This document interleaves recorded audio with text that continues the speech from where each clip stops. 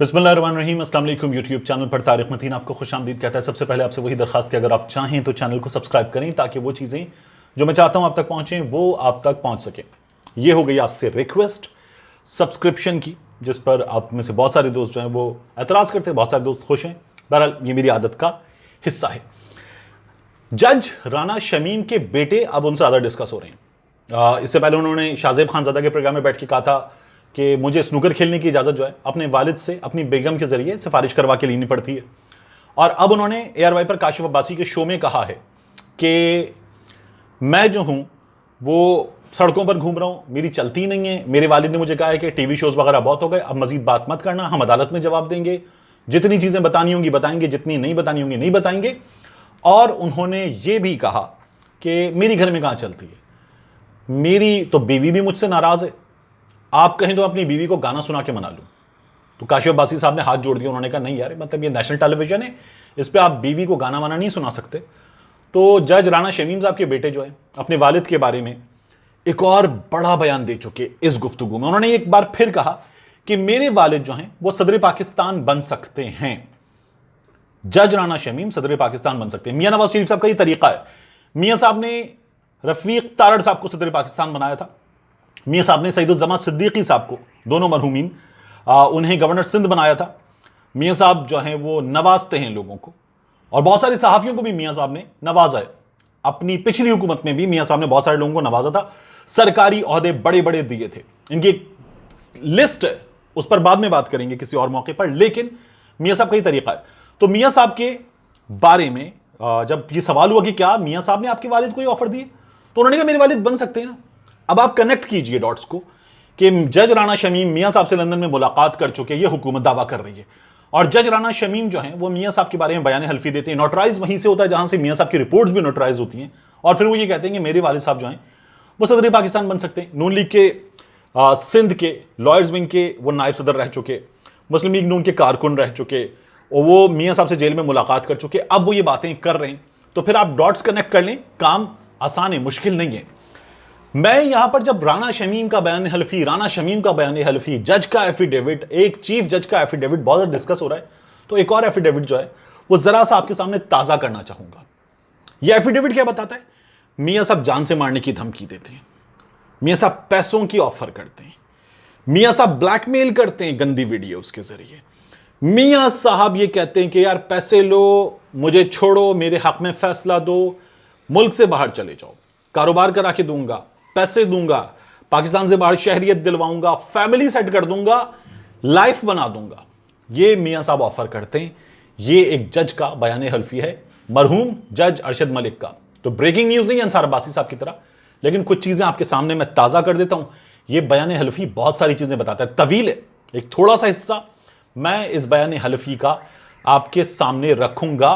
लेकिन उससे पहले मियां नवाज शरीफ साहब ने आज एक ट्वीट किया है, और ट्वीट करके मियां साहब ने कहा है, will those who stole general elections 2018 and bulldozed 33 bills including EVMs and state bank yesterday, वो लोग जिन्होंने ये बिल्स बुलडोज किए और ईवीएम के बारे में, स्टेट बैंक के बारे में उन्होंने बात की कि इनको भी, ये कह रहे हैं कि स्टेट बैंक को जो है वो IMF के अंडर कर दिया है, और इलेक्ट्रॉनिक वोटिंग मशीन जो है धांधली का मंसूबा है। Share with the nation there hidden agenda, तो क्या कौम के सामने अपने खुफिया मकासद सामने लेकर आएंगे।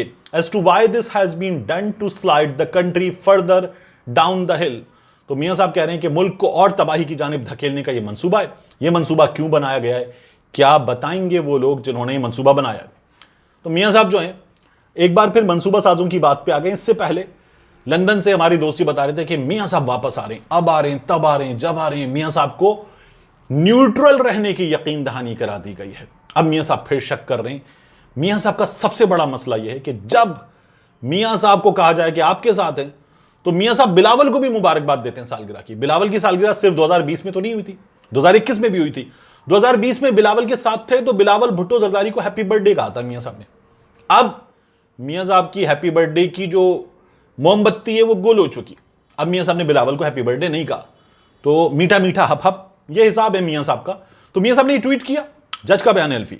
जज का बयान हल्फी आपको थोड़ा सा लंबा है, थोड़ा सा बता देता हूं मैं, आप खुद फैसला कर लीजिए कि सिसिलियन माफिया गॉडफादर जो अदालत कहती है वो क्यों कहती है। I Mohammad Arshad Malik adult, Muslim, the above named deponent do hereby solemnly affirm and declare on oath as under.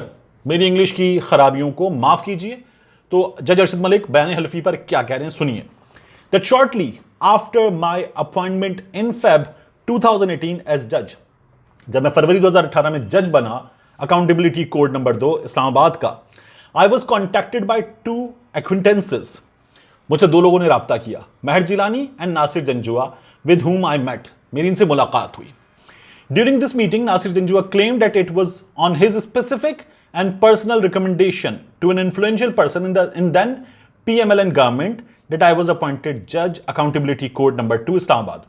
तो मुझे जज जो है अकाउंटेबिलिटी कोड एहतसाब अदालत नंबर 2 इस्लामाबाद में लगाया गया, उसकी सिफारिश पर, नासिर जंजुआ की सिफारिश पर, जो की गई थी मुस्लिम लीग नून में एक तगड़ी शख्सियत से। To further reinforce the claim, Nasir Janjua, pointing to an other individual who had accompanied him, retrogradely asked that I not tell you some weeks ago. अच्छा, वो ये कह रहा है कि एक बड़े रेटोरिक के साथ, रेटोरिकली आस्क्ड दैट पर्सन, कि मैंने कहा नहीं था कि नासिर अरशद मलिक साहब जो हैं ये जज बनेंगे। तो कह रहा है वो जो दूसरा बंदा आया था उनसे भी ये पूछवाया नासिर जंजुआ ने।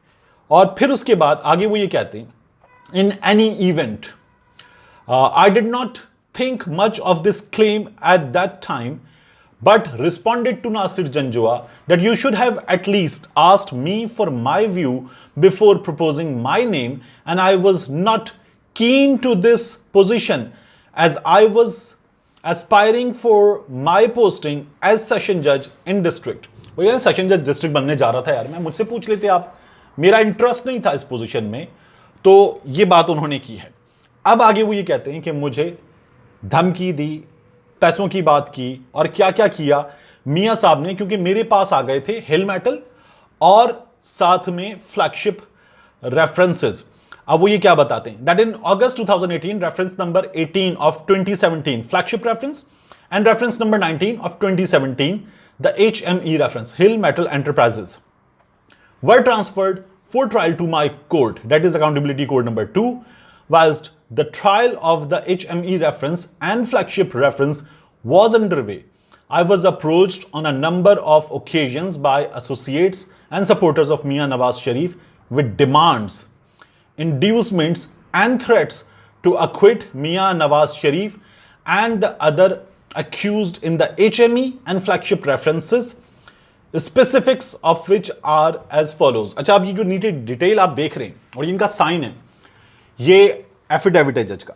ये कहते हैं मुझे नासिर जंजुआ ने और महर जिलानी ने कहा कि मियां साहब को आप दोनों रेफरेंसेस में बाइज्जत बरी करें, आपको पैसे देंगे। कितने पैसे? वो ये कहते हैं 10 करोड़ रुपए के बराबर यूरोज देंगे। 2 करोड़ तो वहीं पर गाड़ी में ही मौजूद थे, उन्होंने कहा अभी ले लें। फिर वो ये कहते हैं कि उन्होंने मुझे ये कहा कि आपकी फैमिली सेट करवा देंगे। फिर मुझसे आकर नासिर बट मिला, मैंने कहा यार फैसला जो है वो इंसाफ पर करूंगा। और उन्होंने कुछ जुमले मजीद कहे जो उर्दू में लिखे हुए हैं, आपको मैं बता देता हूं रोमन में। वो जुमले हैं, अल्लाह बेहतर करेगा, इंसाफ अल्लाह का मनसब है और अल्लाह नाइंसाफी नहीं करता। तो उन्होंने कहा मैं फैसला जो है वो मेरिट पे करूंगा। जब ये बातें हो गई तो फिर नासिर बट मिला। नासिर बट ने कहा कि नासिर जंजुआ ने आपको मुल्तान वाली वीडियो दिखाई थी।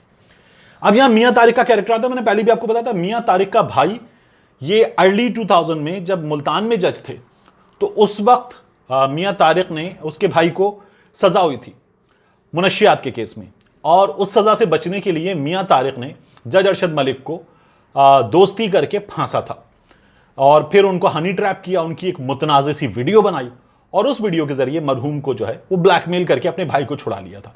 ये वीडियो मुल्तान वाली नासिर जंजुआ के पास थी। तो नासिर जंजुआ ने ये वीडियो दिखाई, नासिर बट के पास ये वीडियो थी और कहा हम ये वीडियो वायरल कर देंगे, मियां साहब को बरी करें। उन्होंने कहा यार बरी नहीं कर सकता, मियां साहब का फैसला जो है मेरिट पर होगा। फिर वो ये कहते हैं कि मैं मदीना गया, हुसैन नवाज से मेरी मुलाकात, फिर मस्जिद नबवी के बाहर आकर नासिर बट ने मेरी मुलाकात, मुझे जबरदस्ती मिलवाया हुसैन नवाज से, मुझे मियां नवाज शरीफ से मिलवाया गया और कहा कि यार पैसे ले लो, मुल्क से बाहर चले जाओ। फिर जब ये फैसला मैंने दे दिया तो फिर कहा गया कि अब ये बयान दे दो कि तुमने आर्मी वालों के कहने पर ये सब कुछ किया है।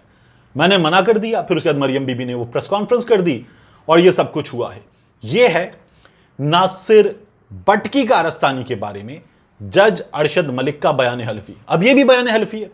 अगर राना शमीम का एफिडेविट अहमियत रखता है और बड़ी सच्चाई है, वो राना शमीम जो मुस्लिम लीग नून का कारकुन है, वो राना शमीम जो मुस्लिम लीग नून का ओहदेदार है, वो राना शमीम जो मियां नवाज शरीफ से जेल में मिला, कोविड से पहले लंदन में मिला, अभी लंदन में मिला, वो राना शमीम अगर अहमियत रखता है तो जज अरशद मलिक अहमियत क्यों नहीं रखता? सच्चाई सामने आनी चाहिए। राना शमीम वाले मामले की भी और अरशद मलिक वाले मामले की भी। राना शमीम वाला मामला तो और भी अहमियत इख्तियार कर जाता है क्योंकि उनका बेटा यह कह रहा है कि राना शमीम को एक बड़े ओहदे की ऑफर भी करवाई गई है। मिलते हैं इंशाल्लाह आपसे अगले वीलॉग में।